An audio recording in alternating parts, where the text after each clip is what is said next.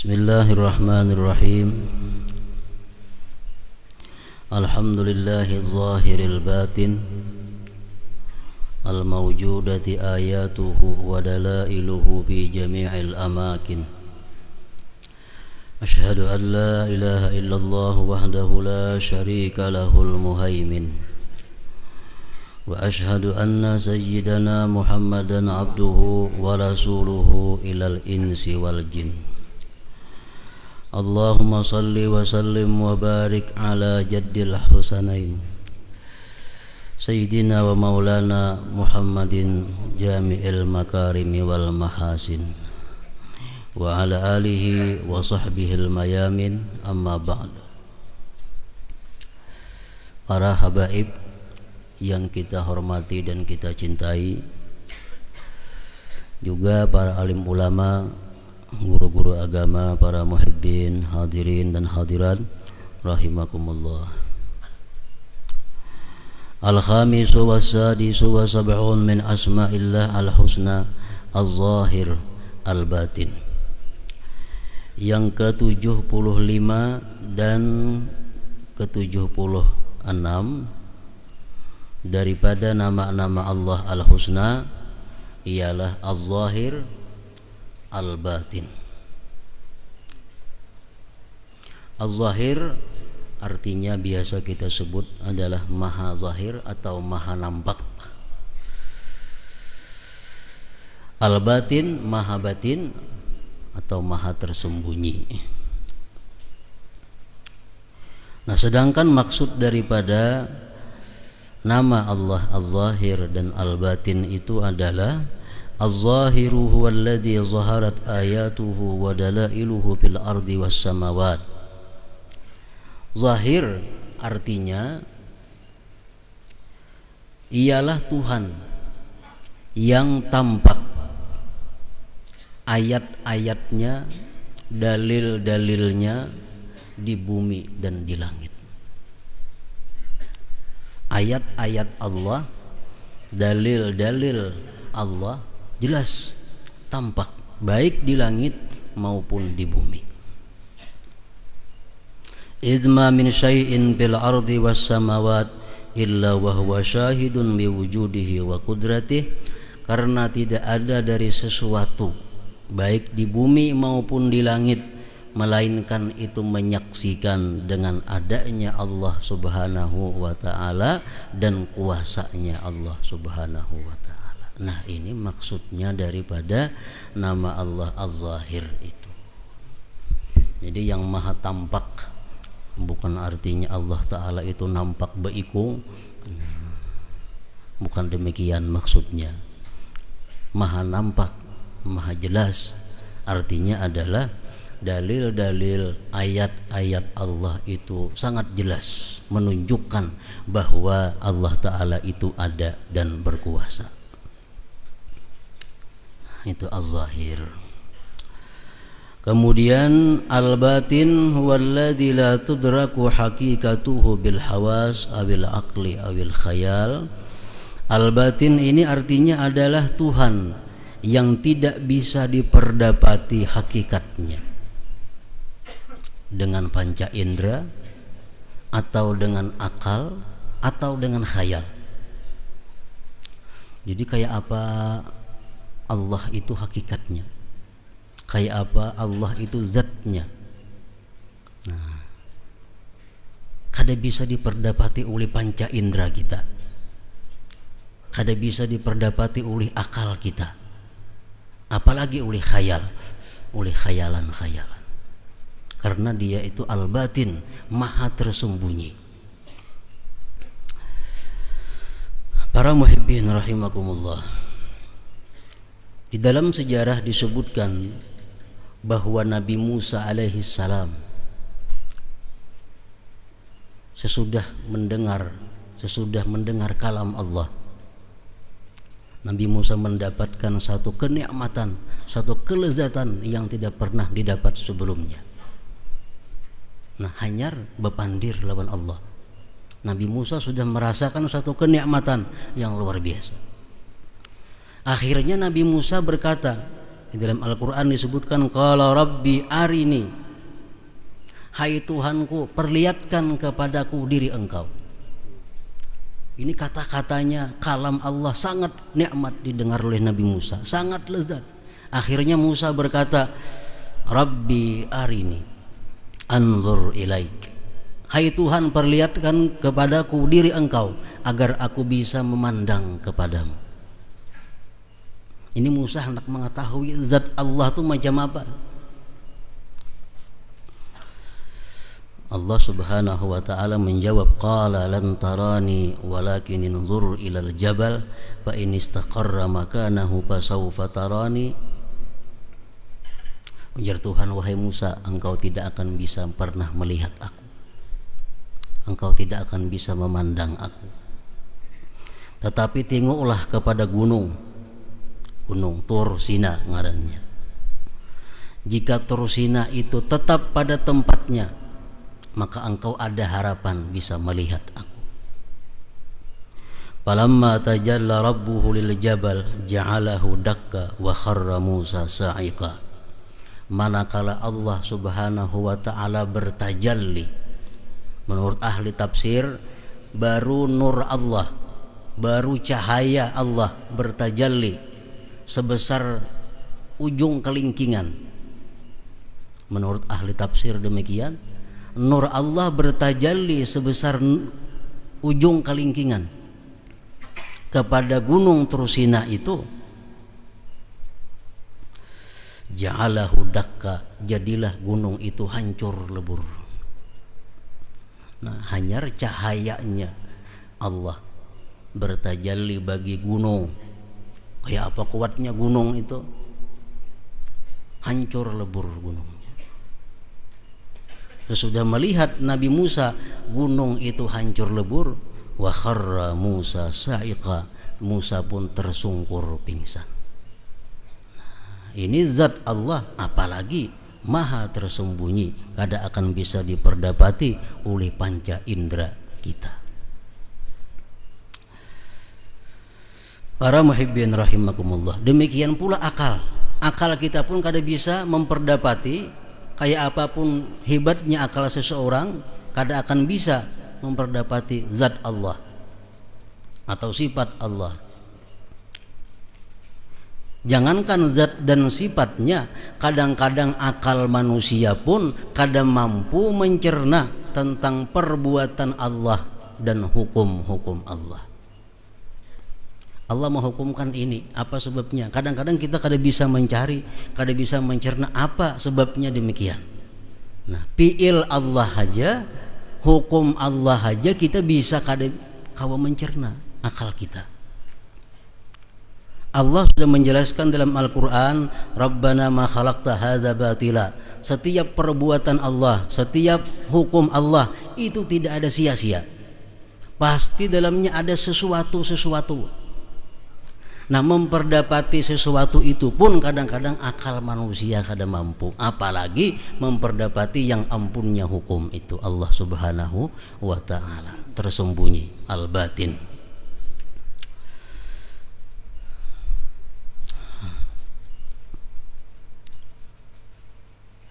Kadang-kadang manusia oleh karena kesungguhannya, Allah beri satu rahasia dari sekian banyak rahasia yang tersembunyi di dalam hukum Allah. Satu contoh umpamanya, Allah Subhanahu wa ta'ala di dalam Al-Quran mengharamkan daging babi. Ini tersebut di dalam tafsir Sayyid Qutb Zilalul Quran. Allah mengharamkan daging babi. Daging lain boleh, sapi boleh, unta boleh, kuda boleh, babi jangan. Allah melarang pasti ada sesuatunya. Ada mau Allah melarang kalau kada ada sesuatunya. Berabad-abad manusia meneliti, kata Sayyid Qutb, sampai berpuluh-puluh abad manusia meneliti kenapa daging babi itu diharamkan oleh Allah. Ternyata dalam daging babi itu ada mengandung satu macam penyakit yang bisa membahayakan manusia. Itu berpuluh-puluh abad hanya satu dapat rahasianya.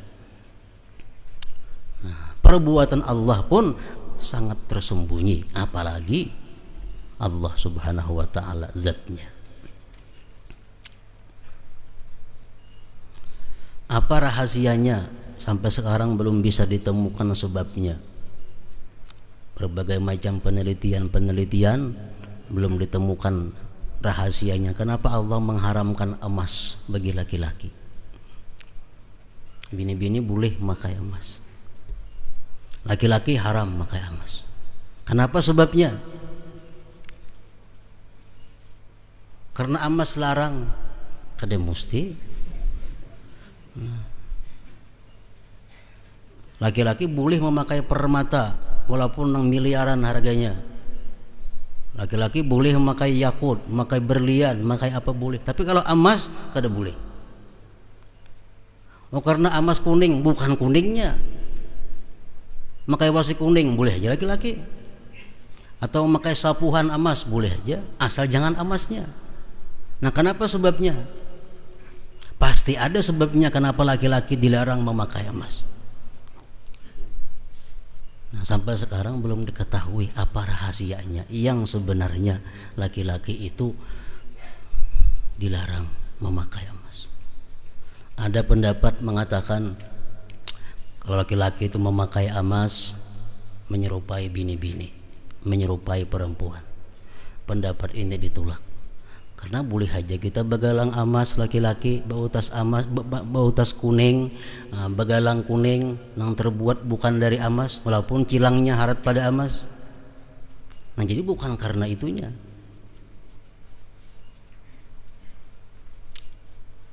Ini termasuk daripada kandungan asma Allah al-batin. Tersembunyi Allah itu zatnya, sifatnya, perbuatannya, hukumnya. Artinya akal kita kadang-kadang kada bisa mengetahui apa sebabnya dihukumkan demikian.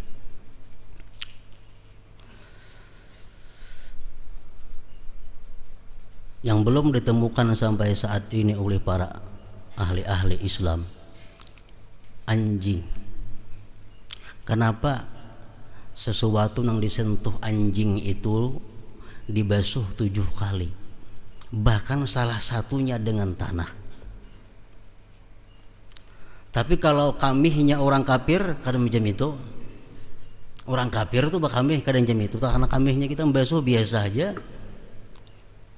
Apalagi najisnya binatang-binatang lain kadang macam itu. Tapi kalau anjing itu diperintahkan kita basuh 7 kali, salah satunya dengan tanah. Nah, ada apa di balik rahasia demikian hukum Allah Subhanahu wa ta'ala? Nah, inilah al-batin. Allah itu maha tersembunyi. Tapi pasti ada rahasia. Mungkin di abad berapa akan datang ditemukan rahasia-rahasia seperti itu. Contoh lagi tentang al-batin, kandungan al-batin adalah hukum Islam, ajaran Allah mengajarkan kepada kita kalau kita makan tangan kanan, jangan tangan kiri. Nah, ini mungkin sudah berapa puluh abad diteliti oleh mereka-mereka ahli. Kenapa kita disuruh makan tangan kanan, jangan tangan kiri? Ternyata menurut satu penelitian bahwa di tangan kanan ini ada sesuatu kelebihan yang kada dimiliki oleh tangan kiri. Nah, apa kelebihannya itu? Sesuatu itu apa? Bila memegang sesuatu makanan, menjapai sesuatu makanan, bakas nang dijapai tangan kanan ini talambat basi daripada nang dijapai tangan kiri. Gangan umpamanya sapanci, kita alih dua bagian. Kita kucau tangan kanan sebuting, kucau tangan kiri sebuting. Kini lakasnya basi, lakas nang bekas tangan kiri tadi. Itu salah satunya. Mungkin ada puluhan bahkan ratusan lagi rahasia Allah di dalam yang demikian itu. Nah, al-batin huwallazi la tudraku hakikatuhu, kada bisa diperdapati hakikatnya Allah. dengan panca indera atau dengan akal, apalagi dengan khayal. Para muhibbin rahimakumullah, al-mu'min bismillahil zahiril batin an la yahtajib 'anillah li'annahu zahir. Orang yang sudah percaya bahwa Allah itu tampak, bahwa Allah itu jelas tanda-tandanya, dalil-dalilnya. Kalau kita percaya demikian, kita tidak terdinding daripada Allah, kita tidak terhijab daripada Allah, karena Dia zahir, Dia tampak. Bal yushahidullaha fi kulli syai'in wa inda kulli syai'in wa ma'a kulli syai' wa qabla kulli syai'in wa ba'da kulli syai'in wa fawqa kulli syai' wa tahta kulli syai'in wa muhitan bi kulli syai'. Kalau sudah kita percaya bahwa Allah itu maha tampak, maha jelas, kita kada akan terdinding daripada Allah. Bahkan kita bisa menyaksikan Allah itu pada tiap-tiap sesuatu, di sisi tiap-tiap sesuatu, beserta tiap-tiap sesuatu, sebelum tiap-tiap sesuatu, sesudah tiap-tiap sesuatu, di atas tiap-tiap sesuatu, di bawah tiap-tiap sesuatu, dan meliputi dengan segala sesuatu. Nah, ini Allah Subhanahu wa ta'ala az-zahir, Dia tampak. Jadi setiap kali kita menyaksikan sesuatu, yang tampak adalah Allah Subhanahu wa ta'ala, baik sebelumnya, sesudahnya, di atasnya, di belakangnya, di bawahnya, mukanya, semuanya. Kalau bujur-bujur kita mengakui bahwa Allah Ta'ala itu zahir.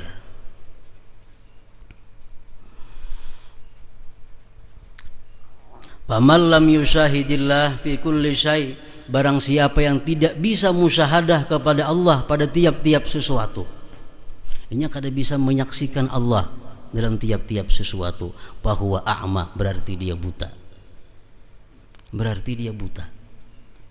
Karena sesuatu yang tampak itu, kalau kita kada melihat, berarti mata kita ada masalah.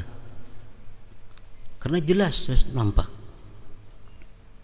Faman lam yusyahidillah fahuwa a'ma, siapa yang tidak bisa musyahadah kepada Allah, berarti dia buta. Wa man kana fi hadhihi a'ma fahuwa fil akhirati a'ma wa adallu sabila, barang siapa dalam dunia ini dia buta, maka di akhirat dia lebih buta lagi dan lebih sesat jalannya. Maksud buta ini buta nang apa? Fa innaha la ta'mal absar walakin ta'mal qulub allati fis sudur. Bukan buta mata ini, tetapi buta hati yang ada di dalam dada. Nah, para muhibbin rahimakumullah, kayak apa cara kita musyahadah? Kayak apa cara kita menyaksikan Allah pada tiap-tiap sesuatu itu? Karena sesuatu itu luas. Sesuatu mencakup segala-galanya, ngarannya gini sesuatu. Kita disuruh supaya musyahadah, menyaksikan Allah pada tiap-tiap sesuatu. Ulama-ulama tasawuf bermacam-macam mengajarkan kepada kita caranya musyahadah itu. Salah satu cara musyahadah itu adalah bila mana dia menyaksikan sesuatu, dia menyaksikan sesuatu itu minallah wa billah walillah wa ilallah. Artinya apa? Kita melihat umpamanya gunung, melihat langit, melihat sapi, melihat unta. Kita melihat bahwa itu adalah dari Allah dan dengan pemeliharaan Allah dan milik Allah dan kembali kepada Allah. Nah, kalau kita bisa macam itu melihat sesuatu, baik itu perkara-perkara, masalah-masalah yang kita hadapi, kita sudah tergolong mendapatkan buah keimanan kepada nama Allah Az-Zahir ini.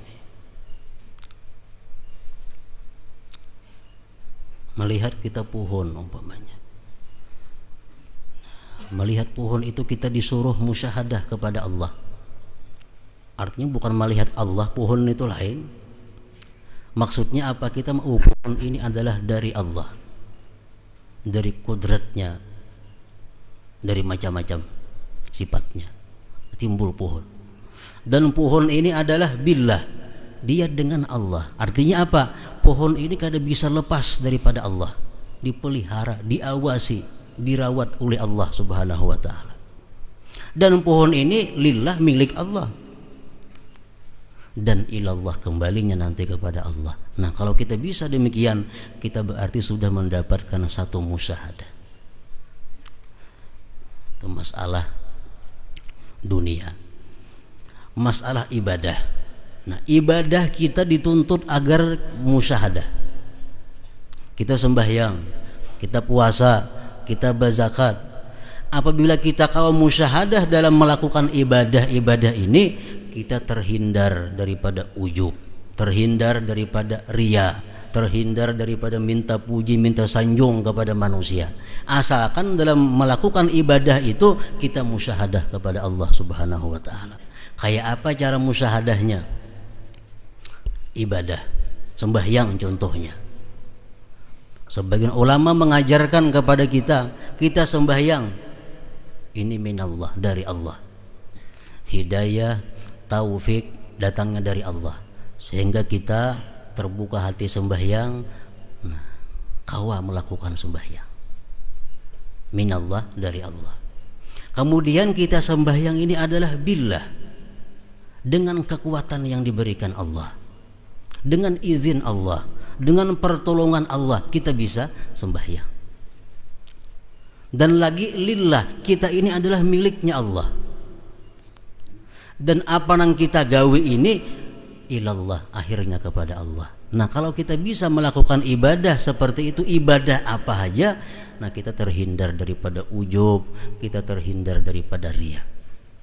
Kenapa kita beribadah tuh kadang-kadang minta puji kepada manusia?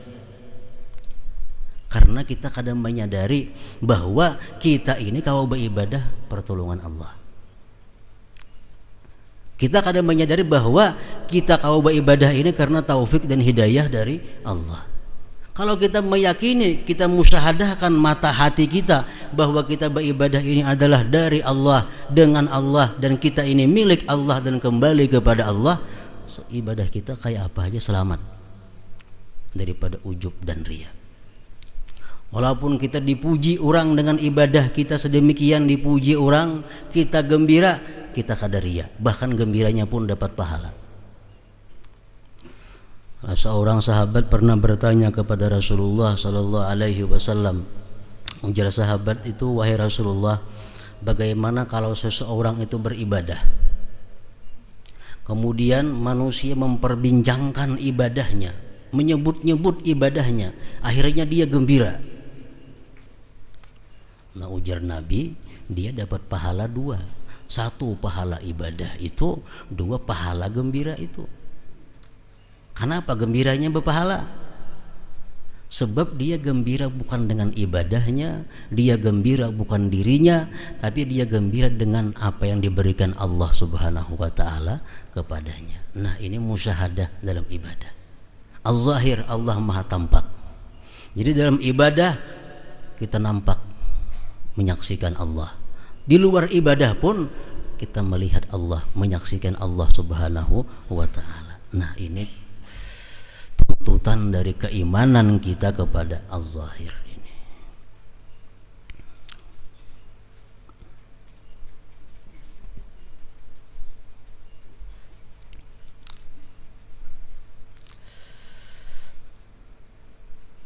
Di dalam Al-Quran Allah Subhanahu wa ta'ala berfirman, unzuru madza fis samawati wal ardh. Nah, ini Allah Subhanahu wa ta'ala menyuruh kita berpikir. Unzuru madza fis samawati wal ardh. Ujar Tuhan, tengok, pikirkan sesuatu apa yang ada di langit dan di bumi. Allah kadang menyuruh kita melihat langit, Allah kadang menyuruh kita melihat bumi. Allah kada nyuruh kita maitihi unta, Allah kada nyuruh kita maitihi laut, Allah kada nyuruh kita memandang gunung, tetapi Allah menyuruh ada apa di balik gunung itu, apa ada di balik laut itu, ada apa di balik unta itu, ada apa di balik bumi itu. Ini yang disuruh Allah kita pikirkan. Unzuru madza bis samawati wal ar. Nah, bukan Allah kada nyuruh kita maiti pohon, kada. Allah kada nyuruh maiti langit hari-hari, kada. Tapi kita disuruh maiti sesuatu yang ada di balik langit itu. Nah, kenapa langit itu bisa berdiri kukuh tanpa ada tiang sedikit pun? Nah, tentu dengan kekuatan Allah Subhanahu wa taala. Nah, ini musyahadah, ini maksudnya. Para muhibbin rahimakumullah. Nah, musyahadah seperti itu baik dalam hal ibadah ataupun di luar ibadah itu kada akan bisa kita dapatkan. Ujar pengarang kitab Iqadul Himam, selama engkau tuhibbul ajilah, selama engkau mencintai sesuatu yang segera, duniawi artinya. Bila mana kita ini cinta kepada dunia, kita kada akan bisa musyahadah seperti itu.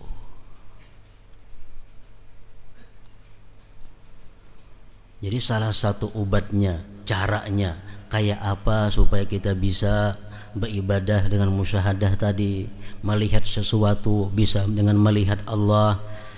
Ujar ulama sufi mengatakan, haddid basirataka bidawamil fikri fi ayatillah wa kasrati zikri wa suhbati salihin.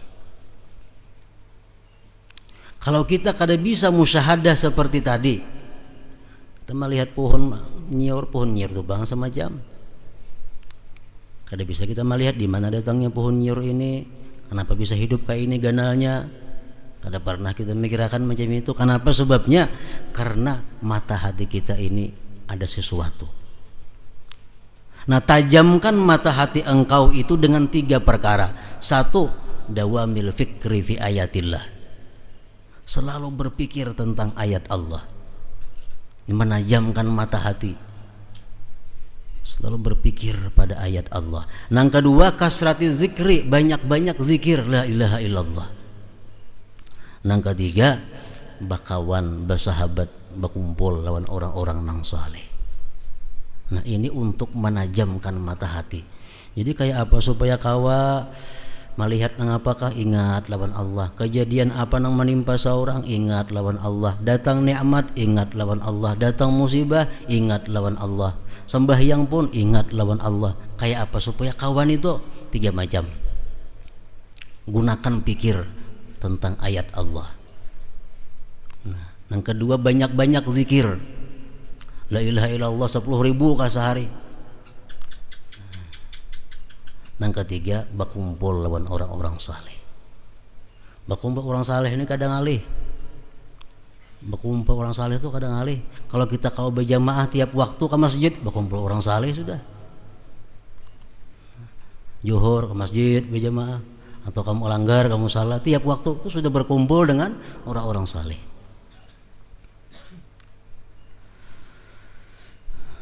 Nah, yang pertama, buah keimanan kita kepada al-zahir al-batin tadi menuntut demikian, bahwa kita mesti selalu musyahadah menyaksikan Allah Subhanahu wa taala pada tiap-tiap sesuatu. Yang kedua, ayya'tarifa bil ajzi an idraki hakikatillah. Kita mesti mengakui bahwa kita lemah daripada memperdapati hakikat Allah, hakikat hukumnya, hakikat perbuatannya. Kita mesti mengakui. Jadi kalau ada hukum Allah A, gawi, jangan banyak tanya makan apa macam ini, ada apa, kada perlu, kita kada mampu memperdapati hal-hal seperti itu. Nah, karena ini al-batin, maha tersembunyi. Kita mengakui bahwa kita kada mampu memperdapati itu. Nah, yang ketiga, keimanan kita yang demikian tadi menuntut ayyaj'ala batinahu khairan min zahirih, bahwa seseorang itu mesti menjadikan batinnya lebih baik daripada zahirnya. Kan kita ini ada hati, ada zahir, ada hati, ada anggota. Nah, kita dituntut supaya hati kita ini lebih baik daripada zahir kita. sesuai dengan doa Rasulullah sallallahu alaihi wasallam, Allahumma ja'al sarirati khairan min alaniyati waj'al alaniyati salihah. Ujar Nabi, ya Allah, jadikanlah batinku lebih baik daripada zahirku, dan jadikanlah zahirku baik juga. Jadi bukan artinya asal hati baik, zahir kada, bukan itu. Zahir mesti baik, tapi hati mestinya lebih baik lagi. Nah, dari sini kita mengetahui kenapa sebab kita lebih dituntut untuk memperbaiki batin. Li'annahu awwalu nazarillah, karena batin kita ini adalah pandangan pertama Allah Subhanahu wa ta'ala. Kita sembahyang, kita puasa, kita berzakat, kita naik haji, kita membaca Quran, nang pertama Allah pandang batin kita. Kalau batinnya baik, hanyar Tuhan maitihi zahirnya. Kalau batinnya kada baik, zahirnya kada dipandang Tuhan lagi. Orang sembahyang dipandang Tuhan zahirnya, apa batinnya ikhlas, hanyar Tuhan memandang zahirnya, kayak apa syarat rukunnya, adabnya, macam-macam. Kalau orang sembahyang dipandang Tuhan batinnya, kada ikhlas, Allah kada memandang lagi berikutnya, samuan gugur. Nah, jadi mesti artinya perhatian kita kepada batin ini lebih daripada perhatian kepada zahir. Paling abdal zikir apa? Zikir nang beserta hati dan mulut. Jadi dalam hati la ilaha illallah, untung la ilaha illallah, itu paling abdal. Nomor 2-nya mana? Zikir hati. Nah, zikir hati di hati aja, la ilaha atau Allah di hati. Mesti muntung beranai aja, itu lebih baik daripada muntung Allah hati kemana-mana. Nah, lebih baik hati nang Allah daripada muntung Allah.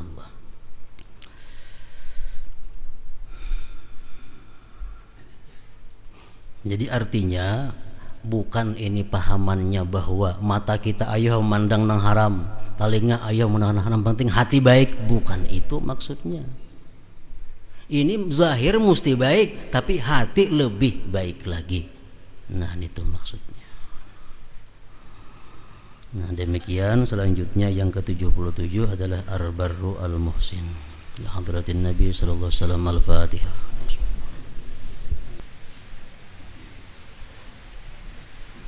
Bismillahirrahmanirrahim. Alhamdulillah rabbil alamin, wassalatu wassalamu Muhammadin wa alihi washabihi ajmain. Allahumma ighfir lana junubana wa liwalidina warhamhuma kama rabbayana shighara wa li jami'il muslimin wa muslimat wal mu'minina wal mu'minat al-ahya'i minhum amwat wa tabi bainana wa bainahum bil khairat rabbi ighfir warham wa anta khairur rahimin wa la hawla wa la quwwata illa billahil azim. ربنا تقبل منا إنك أنت السميع العليم وتب علينا إنك أنت التواب الرحيم وصلى الله على سيدنا محمد وعلى آله وصحبه وسلم. سبحان ربك رب العزة عما يصفون وسلام والحمد لله رب العالمين.